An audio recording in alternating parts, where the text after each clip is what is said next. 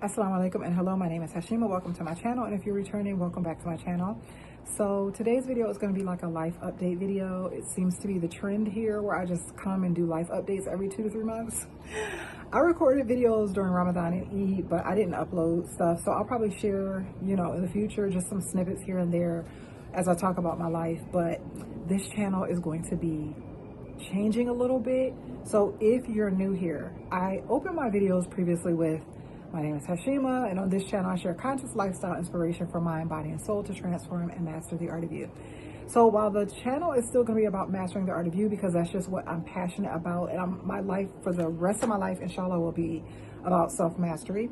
But I'm changing to where I'm focusing specifically on women in transition, whether it's after divorce, after a health crisis, after or during a career change. It's going to be about talking about ways to regain confidence and seek clarity. And so I haven't come up with a little video opening yet, like what I'm going to say when I open my videos. I love the previous one, but like I said, I want to be very specific about what my videos are about and who I'm trying to reach in my videos. One of my updates is that I enrolled in school. So on this channel, if you look back, if you've been here or if you just knew and you go back to my old videos, a lot of videos are talking about natural things. So I love natural remedies. I love holistic medicine and Ayurveda, and I just love natural things. When I was in Houston, I went to get cupping done. I love all things natural. And so I enrolled in the Institute for Integrative Nutrition to become a board certified health coach. And it will be holistic health. And I'm just so in love so far with the program. I enrolled at the end of March.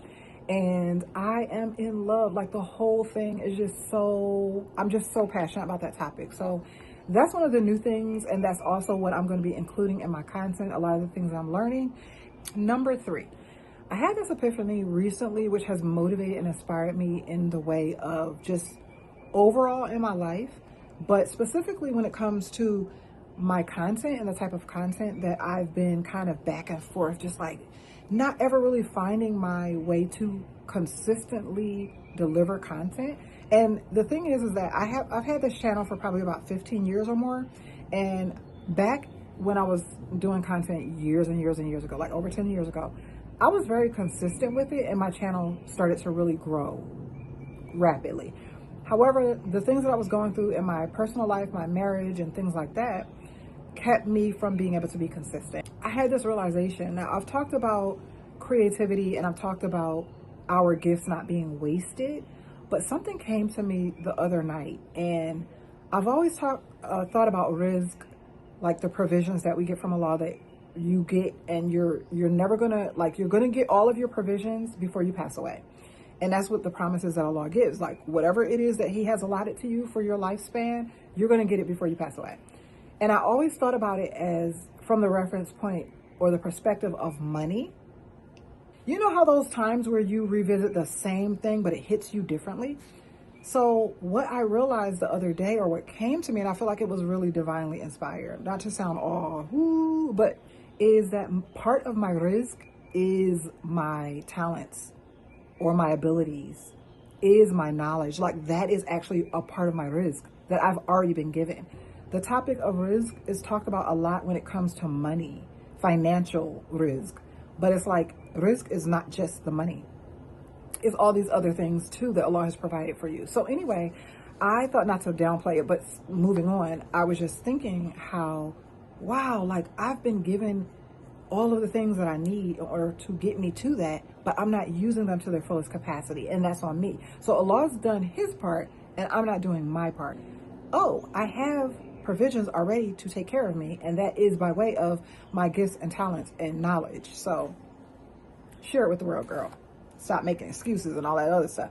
I did want to mention to follow my Facebook and my Instagram, because those are the platforms. So I basically am on Facebook, Instagram, and YouTube. And so for the most part, these are the spaces where I'm going to be creating the most content and posting the most things. And so I'm listening to my inner voice a lot more than I used to. And then to close out, I just wanted to give 3 tips for anybody who's in the transitional period